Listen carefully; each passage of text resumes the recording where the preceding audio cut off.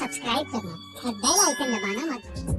दोस्तों ये कहानी है 3 दोस्तों की जो कि अपने अपने बॉस को मारना चाहते थे। पहला है पथरीला रास्ता जो पिछले 8 सालों से एक कंपनी में अपनी घिसवा रहा है, जहां उसका खड़ूस बॉस उससे खींचकर काम लेता है और हर टाइम उसकी गांड मारने पर उतावला रहता है। एक दिन की बात है जब पथरीले रास्ते को पता चलता है कि उसके बॉस ने जो उससे प्रमोशन की बात की थी वो सिर्फ एक झूठा वादा था, क्योंकि उसके बॉस ने वाइस प्रेसिडेंट की जगह पर खुद को चुना था। दरअसल उसके बॉस की नजर में उसके पूरे ऑफिस में उस पोस्ट के लिए कोई भी काबिल नहीं था। जो सुनकर पथरीले रास्ते को गुस्सा आ जाता है और वो उससे कहता है, प्रेसिडेंट के लिए मुझे चुना जाना था, तुमने ये सही नहीं किया, और तो और तुमने पिछले हफ्ते मुझसे इतना ओवर टाइम करवाया कि मैं अपनी दादी के अंतिम संस्कार में भी नहीं जा पाया। हरकेन उससे कहता है, चुपचाप अपना काम कर, क्योंकि इस इंडस्ट्री में तुम्हें कोई और जॉब नहीं मिलने वाली। पथरीला कहता है, अब चल बे। हरकेन कहता है, क्योंकि मैं तुम्हारे रिकमेंडेशन लेटर पर लिखूंगा कि तुम एक गैर जिम्मेदार, लापरवाह और बेवड़े किस्म के आदमी हो। तो मेरी बात गांड खोलकर सुन गंदी नाले के कीड़े, मैं तेरा बॉस हूँ और तू मेरी कुतिया। तेरी इतनी औकात नहीं कि तू मेरे सामने अपना गंदा मुंह खोले, तो जा अपना काम कर, क्योंकि पूरी जिंदगी तू मेरे ही तलवे चाटता रहेगा। हम दूसरे दोस्त को देखते हैं जिसका नाम है लोडूलाल, जो कि एक डेंटिस्ट के नीचे असिस्टेंट का काम करता है, जहाँ पर उसकी फीमेल बॉस जूलिया हमेशा उसका घोड़ा लेने के लिए उतावली रहती है। लेकिन लोडूलाल उसे अपना घोड़ा नहीं देना चाहता, क्योंकि वो जल्द ही अपनी फियोंसे से शादी करने वाला है। एक दिन की बात है जब लोडूलाल किसी काम से अपनी बॉस जूलिया के ऑफिस में जाता है, जहाँ वो देखता है कि वो बिल्कुल नंगी है। जो देखते ही लोडूलाल अपने चुत्तर भींचकर वहाँ से निकलने की कोशिश करता है, लेकिन जूलिया उसे जाने नहीं देती और कहती है, मैं जानती हूँ तुम शादी करने वाले हो और मैं चाहती हूँ कि जब तक तुम्हारी शादी ना हो तब तक तुम मेरे बगीचे में पानी दो। लोडूलाल उसके बगीचे में पानी देने से साफ इनकार कर देता है और कहता है, भाड़ में जाओ तुम और तुम्हारी नौकरी। जिस पर वो उससे कहती है, मैं तुम्हारी गर्लफ्रेंड को बता दूंगी कि तुम मेरे साथ सोए थे, जबकि असलियत में लोडूलाल उसके साथ कभी सोया ही नहीं था। और कहती है, तुम्हें मेरे क्लिनिक के अलावा कहीं और जॉब नहीं मिलेगी, क्योंकि तुम एक सेक्स ऑफेंडर हो। नशे की हालत में तुमने एक बच्चे पर मुद्द दिया था, तो या तो फिर तुम मेरी रातें रंगीन करो या फिर मैं तुम्हारी जिंदगी ब्लैक एंड व्हाइट कर दूंगी। आगे हम देखते हैं तीसरे को, जिसका नाम है नया लफड़ा, जो कि एक केमिकल कंपनी में काम करता है, जहां उसकी उसके बॉस के साथ खूब जमती है और वो दोनों आपस में काफी अच्छे दोस्त हैं। नया लफड़ा अपने काम से बहुत खुश था, क्योंकि उसके बूढ़े बॉस ने उससे वादा किया था कि उसके जाने के बाद उसकी कंपनी को वही संभालेगा। लेकिन एक दिन अचानक दिल का दौरा पड़ने से उसका बॉस निकल लेता है, जिसके मरने के बाद उस कंपनी का नया बॉस बनता है उसके पुराने बॉस का बेटा बॉबी, जो हमेशा व्हाइट पाउडर सूंघता रहता है और नशे में धुत रहता है। और तो और उसका बर्ताव भी बिल्कुल चूतियों वाला है, जिसमें वो सभी एम्प्लॉइज की कहकर लेता है और सबसे ज्यादा वो नए लफड़े की कहकर लेता है। बाकी दोनों की तरह नया लफड़ा भी अपनी जॉब नहीं छोड़ सकता, क्योंकि उसे कोई और जॉब नहीं मिलने वाली। एक दिन वो तीनों एक बार में मिलते हैं और तीनों के तीनों अपने अपने बॉस से परेशान है, तो वो उन्हें मारने का प्लान बनाते हैं, क्योंकि अब उनसे और नहीं सहा जाता। पर वो अपने अपने बॉस को खुद नहीं मार सकते थे, इसीलिए वो किसी भाड़े के टट्टू को हायर करना चाहते हैं, जहाँ पर वो अपनी कार के पर्सनल नेविगेटर से एक खतरनाक बार का रास्ता पूछते हैं, जहाँ पर सिर्फ गुंडे, मवाली और क्रिमिनल लोग ही आते हों। जिस पर कार का पर्सनल नेविगेटर उन्हें रास्ता बता देता है, जहाँ बार में सिर्फ काले लोग भरे थे और वो सारे ज्यादातर क्रिमिनल्स ही थे। वो बारटेंडर से पूछते हैं, क्या हमें कोई कातिल मिल सकता है। बारटेंडर को ये सुनकर गुस्सा आ जाता है, क्योंकि उसे लगा कि वो सभी काले लोगों को क्रिमिनल समझ रहे हैं। इसीलिए वो उन्हें एक डंडा दिखाता है, जिसे वो उनकी गाइंड में डालने वाला था, जिससे वो तीनों डर जाते हैं और वहाँ से निकल लेते हैं। तभी पीछे से एक काला आदमी आता है, जिसका नाम है माफेकू, जिसने उन तीनों की बातें सुन ली थी। वो कहता है, मैं तुम्हारा काम कर दूंगा। जिस पर वो उससे पूछते हैं, तुम्हें माफेकू नाम कैसे मिला। वो बताता है, एक दिन जब उसकी माँ सो रही थी तब उसने पीछे से अपनी माँ के पर्स से सारे पैसे निकाल लिए थे, और कहता है, लोगों को मेरी इन बातों पर यकीन नहीं हुआ, उन्हें लगा कि मैं फेंक रहा हूँ, इसीलिए उन्होंने मेरा नाम रख दिया माफेकू। तभी नया लफड़ा हंसते हुए बोलता है, तुम्हारा नाम तो डायरेक्ट चोर होना चाहिए था, ताकि कंफ्यूजन ना हो। जिसके बाद वो काम की बातें करते हैं। वो तीनों उससे बताते हैं कि वो अपने अपने बॉस से परेशान है और उन्हें मरवाना चाहते हैं। माफेकू पूछता है, रोकड़ा लाए हो। नया लफड़ा कहता है, रोकड़ा है, पर तुम बताओ कितना लोगे। माफेकू थोड़ा सा सोचता है और कहता है, $30,000। लोडूलाल पूछता है, अगर तुम 2 को मार दो तो तीसरा क्या हमें फ्री मिलेगा। माफेकू कहता है, बावड़ी घंटो, ये सब्जी मंडी नहीं है, $30,000 मतलब 30,000। पथरीला कहता है, इतने पैसे तो नहीं है हमारे पास। माफेकू कहता है, ठीक है, तो कल $5,000 लेकर आ जाना, तुम्हारा काम हो जाएगा। नया लफड़ा उससे पूछता है, तुम्हें पैसे जूते के डब्बे में चाहिए या चाय पत्ती के डब्बे में, या फिर तुम्हारी कोई और ख्वाहिश है। माफेकू कहता है, ब्रीफ केस में लेकर आना। जिसके बाद वो घर जाते हैं, बैंक से पैसे निकलवाते हैं और फिर से पहुंच जाते हैं माफेकू से मिलने, जहाँ पर वो उसे सूटकेस में पैसे देते हुए पूछते हैं, तुम हमारा काम कब तक कर दोगे। माफेकू कहता है, मैं अभी अभी जेल काट कर आया हूँ, उन लोगों की मुझ पर नजर है, अगर मैंने कोई गलती कर दी तो वो मुझे फिर से उठाकर अंदर डाल देंगे, इसीलिए मैं तुम्हारा मर्डर कंसल्टेंट बनूंगा, मैं तुम्हें समझाऊंगा कि खून कैसे करना है। जो सुनते ही वो नाराज हो जाते हैं और कहते हैं, हमें तुमसे अपना काम नहीं कराना, हमारे पैसे वापस दो। माफेकू कहता है, बहान के लोड़ो, अगर तुम्हें मेरी सलाह लेनी है तो लो, वरना अपनी गाइंड उठाकर यहाँ से निकलते बनो। जिस पर वो उससे पूछते हैं, अच्छा तो तुम हमें $5,000 में क्या सलाह दोगे। वो कहता है, ज्यादातर खूनी फर्स्ट टाइमर होते हैं, अगर तुम्हें खून करना है तो तुम्हें उसे दिखाना होगा एक्सीडेंट की तरह, brake fail, petrol leak, suicide, अगर सब कुछ ठीक रहा तो तुम्हारा काम हो जाएगा। जिस पर पथरीला कहता है, वाह क्या सलाह दी है माफेकू। जिसके बाद वो उन्हें और सलाह देता है, कहता है, अपने शिकार का पीछा करो, तुम्हें स्मार्ट होना चाहिए, पता करो वो कहाँ रहता है, क्या खाता है, क्या पीता है, क्या हगता है, वगैरह वगैरह। और तुम तीनों अपने अपने बॉस को नहीं मारोगे, तुम मारोगे एक दूसरे के बॉस बॉस को ताकि किसी को भी तुम पर शक ना हो। जिसके बाद वो माफेकू के कहे अनुसार तीनों मिलकर नए लफड़े के बॉस बॉबी पर नजर रखते हैं और उसके जाने के बाद चुपके से उसके घर में घुस जाते हैं, लेकिन उन्हें ये भी नहीं पता था कि वो ढूंढ क्या रहे हैं। तो वो पागलों की तरह इधर उधर ऐसे ही छानबीन करने लगते हैं, जहाँ पर लोडू लाल और पथरीले को बॉबी का एक डब्बे में बहुत सारा व्हाइट पाउडर मिलता है। लेकिन तभी लोडू लाल के हाथ से वो डब्बा छूट जाता है और सारा डर्मिकूल का पाउडर हवा में घुल जाता है। दूसरी तरफ नया लफड़ा अपने बॉस बॉबी के बाथरूम में जाता है और उसके टूथब्रश को उठाकर अपने चूतड़ों में रगड़ता है, ताकि जब उसका बॉस ब्रश करे तो उसे गाइंड का स्वाद आए, ना कि कोलगेट का। आगे वो वहाँ से निकल लेते हैं, जिसमें नया लफड़ा पथरीले रास्ते को अपने बॉस का फोन देता है, जिसको वो उसके घर से उठा लाया था। जिसके बाद वो निकल पड़ते हैं पथरीले रास्ते के बॉस हरकेन के घर की तरफ, जहाँ पर वो लोडू लाल को गाड़ी में ही रुकने के लिए कहते हैं और खुद दोनों अंदर जाकर छानबीन करने लगते हैं। लोडू लाल कार में बैठा सैंडविच खा रहा था, जिसके रैपर को वो बाहर फेंक देता है। तभी जॉगिंग करता हुआ हरकिन वहाँ आता है और उससे कहता है, सुन बहन के लोड़े, तू मेरे इलाके में ऐसे गंदगी नहीं फैला सकता। लेकिन तभी अचानक से उसको दिल का दौरा पड़ता है, क्योंकि जो सैंडविच लोडू लाल खा रहा था उसमें मूंगफली थी और मूंगफली से हरकिन को एलर्जी थी,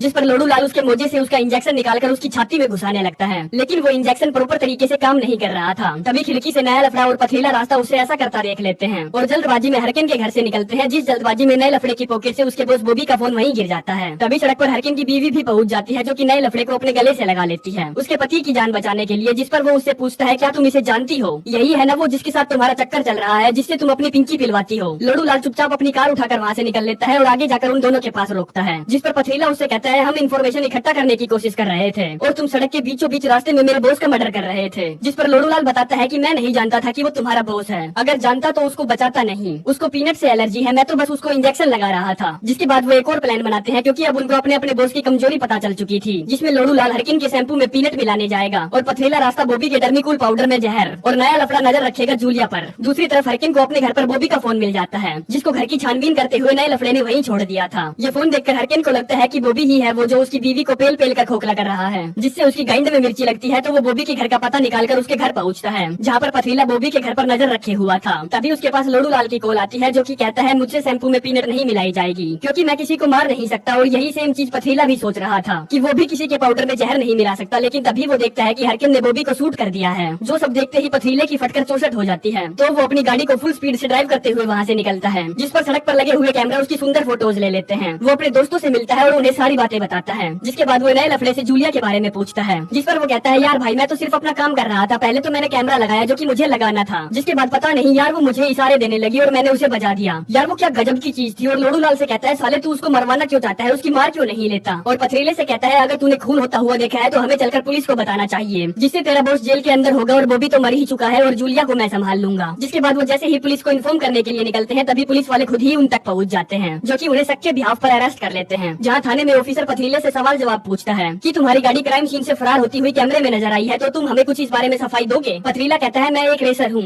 ऑफिसर पूछता है, क्या तू इस कार से रेस लगाता है? वो कहता है, हाँ, तभी मैं हर बार हार जाता हूँ। जिसके बाद पुलिस वाले उन्हें वहाँ से जाने देते हैं, क्योंकि उनके पास उनके खिलाफ कोई पुख्ता सबूत नहीं थे। लेकिन उन तीनों की गाइंड फाड़ने के लिए इतना काफी था, इसीलिए वो इस मामले में हेल्प मांगने माफेकू के पास जाते हैं, जो उनसे फिर से $5000 मांगता है। लेकिन वो उसे साफ साफ मना कर देते हैं। वो कहता है, ठीक है यार, कम से कम यहाँ का बिल तो भर देना। जिसके बाद वो पथरीले से कहता है, अगर तुमने अपने बॉस हरकिन को बॉबी को मारते हुए देखा है तो तुम्हें उसे कबूल करवाना होगा, और जब वो कबूल करेगा तो तुम्हें उसका कबूलनामा एक वॉइस रिकॉर्डर में रिकॉर्ड करना होगा, जिससे सांप भी मर जाएगा और लोड़ा भी नहीं टूटेगा। नया लफड़ा माफेकू से पूछता है, क्या तुम्हें भी पुलिस वालों ने ऐसे ही पकड़ा था जब तुमने मर्डर किया था? माफेकू कहता है, मैंने आज तक किसी को नहीं मारा। और उनसे पूछता है, तुमने वो फिल्म देखी है जिसका नाम है अंगूर खट्टे हैं? वो कहते हैं, हाँ देखी तो नहीं है पर नाम जरूर सुना है। माफेकू कहता है, मैं यार थिएटर में बैठकर उस फिल्म की फोन से रिकॉर्डिंग कर रहा था और बाहर मेरा इंतजार हो रहा था। मैं पकड़ा गया और मुझे उठाकर 10 साल के लिए जेल में डाल दिया गया वीडियो पायरेसी के जुर्म में। ये सब सुनकर उन तीनों को गुस्सा आ जाता है, क्योंकि वो जिस गधे से एडवाइस ले रहे थे उसने खुद ही आज तक किसी को नहीं मारा था। लेकिन उन्हें उसका रिकॉर्डिंग वाला आइडिया काफी अच्छा लगा, तो वो पहुंच जाते हैं पथरीले के बॉस हरकिन के घर उससे उसका जुर्म उगलवाने। वो जैसे ही अंदर जाते हैं तो उन्हें सरप्राइज मिलता है। दरअसल ये सभी लोग हरकिन का इंतजार कर रहे थे उसे सरप्राइज देने के लिए, क्योंकि आज उस कातिल का जन्मदिन था। यहाँ नए लफड़े को हरकिन की बीवी जबरदस्त मार लगती है और इससे पहले कि वो उसको मसलता हरकिन वहाँ आ जाता है, जिसको सरप्राइज पार्टी झाट भर भी पसंद नहीं आती। तो वो बाथरूम का बहाना लगाकर अपने रूम में चला जाता है। लोडू लाल और पथरीला रास्ता भी उसके पीछे पीछे पहुंच जाते हैं, जहाँ पथरीला उससे कहता है, मैंने तुम्हें बॉबी का मर्डर करते हुए देखा था। हरकिन जो कि बड़े लेवल का घटिया आदमी था, वो कहता है, हाँ मैंने ही बॉबी को मारा है, क्योंकि वो साला मेरी बीवी की मार रहा था। और तुम क्या मुझे यहाँ ब्लैकमेल करने आए हो? तुम बहन के लोड़ों से जो हो वो कर लो, क्योंकि तुम मेरा झाट का बाल भी नहीं उखाड़ सकते। अब उसने ये कबूल कर लिया था कि उसी ने बॉबी को मारा है, तो वो दोनों खुश हो जाते हैं। लेकिन तभी उनको याद आता है कि उनके पास तो रिकॉर्डर है ही नहीं, और जिसके पास रिकॉर्डर था वो यहाँ नहीं था। बोले तो वॉइस रिकॉर्डर था नए लफड़े के पास, जिसको वो पूरे घर में इधर उधर ढूंढते हैं। और वो निकलता है बाथरूम से अपनी पैंट को ठीक करते हुए, जिससे हम समझ जाते हैं कि उसने हरकिन की बीवी की मार ली, क्योंकि वो भी सेम बाथरूम से ही अपने कपड़ों को ठीक करते हुए निकल रही थी। जिसके बाद वो वहाँ से निकल लेते हैं नए लफड़े के घर की तरफ, जहाँ पर पुलिस पुलिस आई हुई थी क्योंकि उन लोगों को बॉबी के घर से उनका डीएनए मिला था, जो कि लगा था बॉबी के टूथब्रश पर, जिससे उसने अपनी गाइंड रगड़ी थी। वो अपनी गाड़ी वहाँ से घुमा लेते हैं और शहर छोड़कर वहाँ से रफू चक्कर होने की योजना बनाते हैं। तभी कार में लोडू लाल के पास उसकी दोस्त जूलिया की कॉल आती है, जो कि बाथरूम में नंगी पड़ी थी और उसको हवस चढ़ी थी। वो कहती है मैं तुम्हारा इंतजार कर रही हूँ, तुमने मेरी लेने का वादा किया था। लोडू कहता है थोड़ा सा इंतजार कर, चढ़ूंगा मैं तेरे ऊपर भी। वो कहती है चल तो अब अपने स्टाइल में बता, तू मेरे ऊपर कैसे चढ़ेगा। वो कहता है मैं तुम्हारी लिपट लिपट कर लूंगा और अपनी जीभ से तुम्हारी चाट चाट कर लाल कर दूंगा, फिर अपनी प्यार की पिचकारी को तेरे बब्बों पर डालूंगा। जूलिया पूछती है तुम अपनी पिचकारी मेरे गालों पर भी मारोगे ना। वो कहता है हाँ पहाड़ की लोड़ी, मारूंगा मारूंगा मारूंगा। वो फिर से पूछती है और क्या करोगे।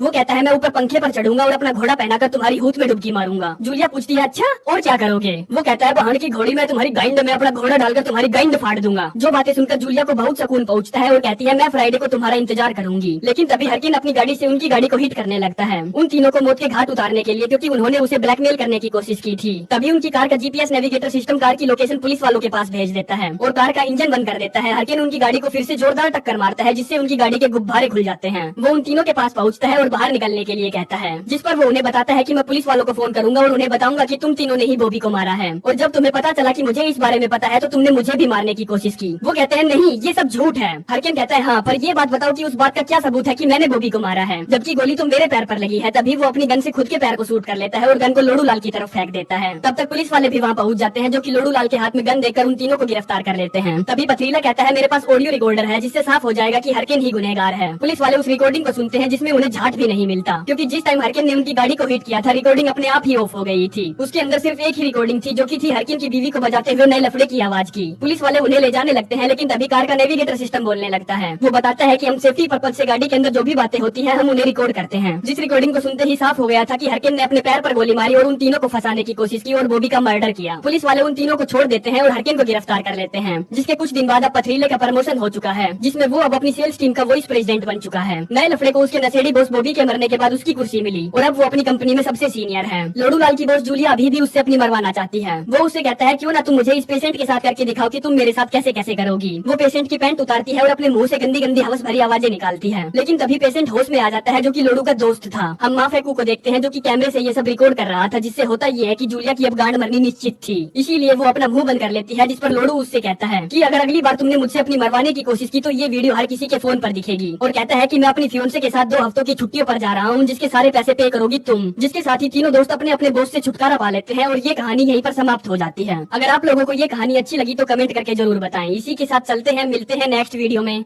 धन्यवाद।